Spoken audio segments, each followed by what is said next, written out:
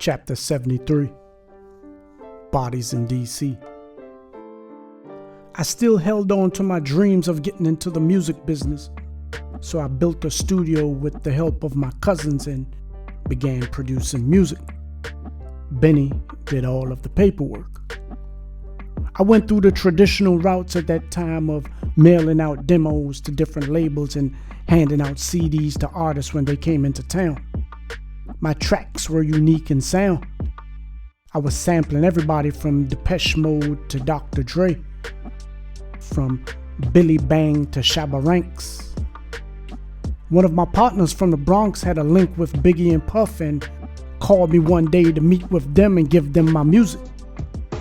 Biggie's first single from the Ready to Die album, Juicy, was all over the radio, and Craig Mack's Flavor in Your Ear was #1 on every urban radio show and BET Rap City.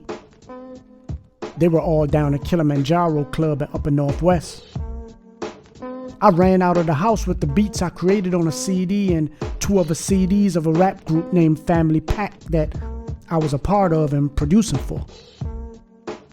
As I pulled up to the street behind the club, Biggie and Puff were sitting on the front of a parked car waiting for Craig Mack to come out. Hold up.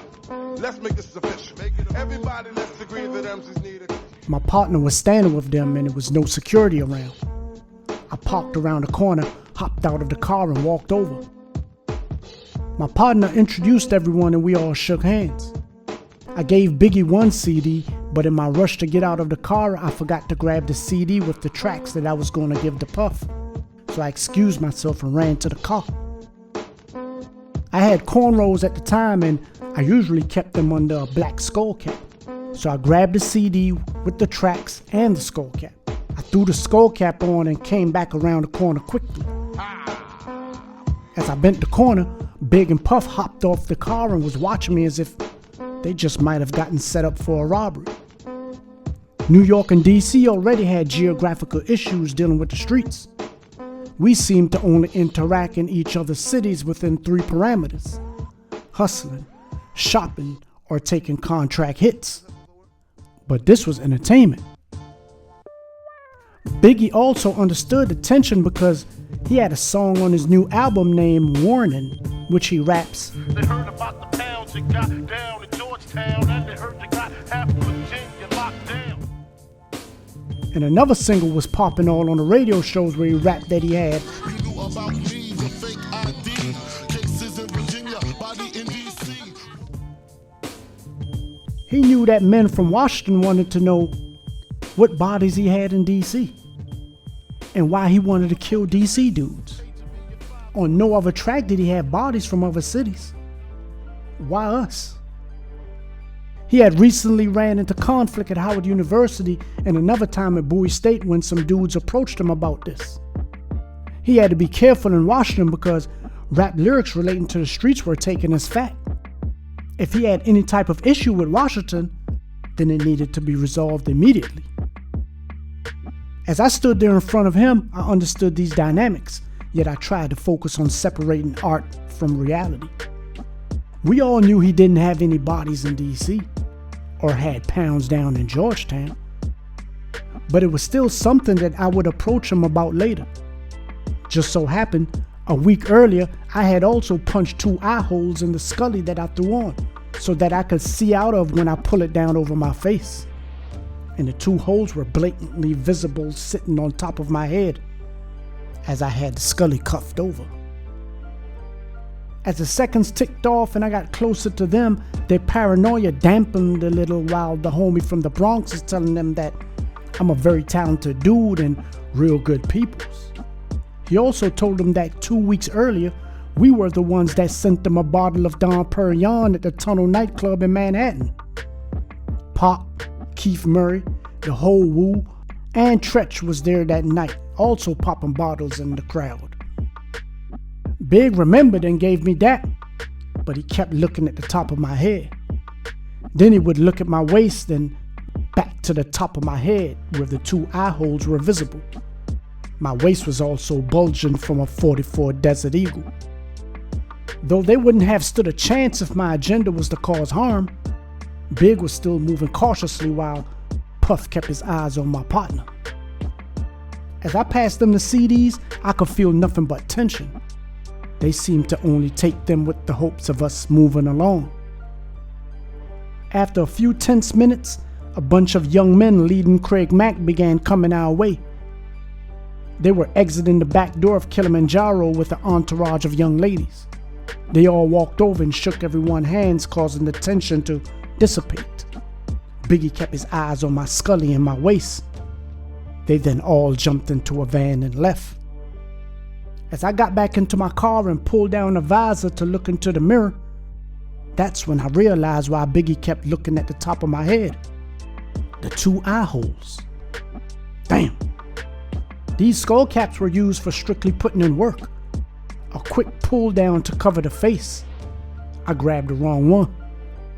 A few months later, he told my partner that he thought I was going to try and rob him and Puff, but once he saw that everything was cool, they listened to the CDs in a hotel and planned on giving us a call. Chapter 74. Keys. Right before I came home, my brother came home. Benny Lee came home, and Yuck came home right after me. He had to serve an extra few months for escaping from Lawton. Within a few months, phone calls began coming in. The Colombians, the Cubans, and the Jamaicans. I had left them all phone numbers to contact me once I was released. The Colombians had a direct link through Sofia.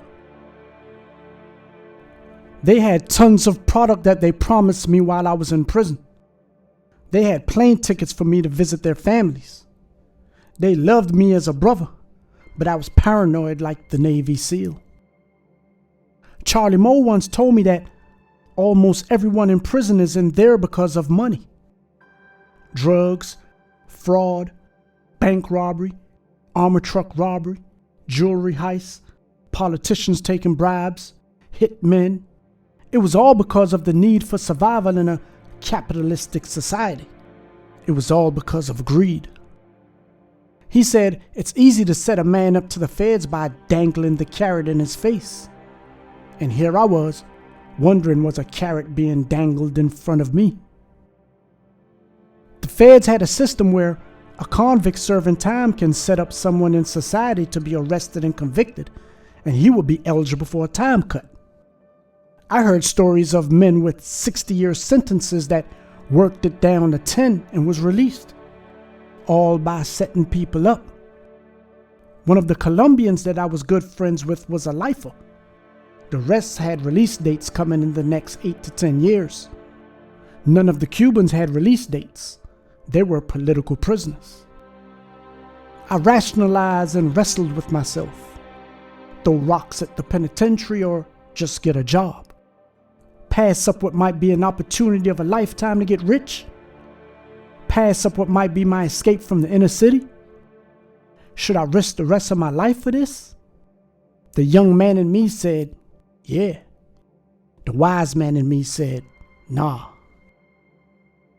Even being armed with all of this knowledge, I still thought as a young man and decided to allow the Colombians to ship 25 keys of raw coke to me on consignment.